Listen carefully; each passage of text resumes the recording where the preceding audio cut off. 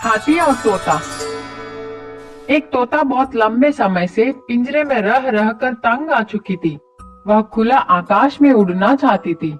बहुत प्रयत्न करके आखिरकार तोता पिंजरे से उड़कर बाहर जंगल में आ पहुंची। तोते को जंगल का वातावरण बहुत पसंद आ गया। हर रोज तरह तरह के मीठे फल खाती थी। पगली जैसी उछलती फिरती जंगल के चारों ओर घूमती थी। अपना जीवन बहुत खुशी खुशी बिताने लगी।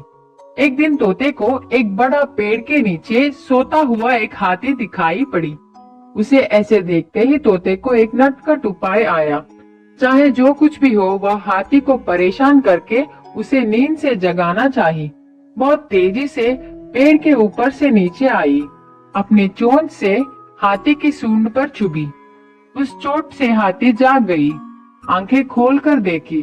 तोता पेड़ के ऊपर जाकर हंसने लगी। हाथी नाराज होकर कही, अरे तोता, क्या परेशानी है?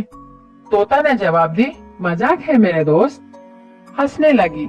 हाथी को कुछ फर्क नहीं पड़ा। आंखें बंद करके फिर से सो गई। कुछ देर बाद तोता फिर से नीचे हाथी के पास आकर दोबारा उसको परेशान की और तुरंत वहां से उड़कर पेड़ के ऊपर चली गई। हाथी गुस्से से चिल्लाई, अरे तू फिर से आ गई, क्या कुछ काम नहीं है क्या?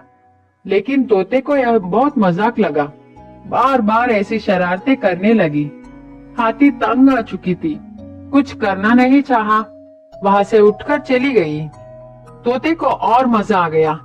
फिर से एक और बार तेजी से जाकर हाथी को अपने चोंच से चुभी। हाथी क्रोधित हो गई। कुछ ना कुछ तो करके उस तोते को सबक सिखाने का निर्णय ली।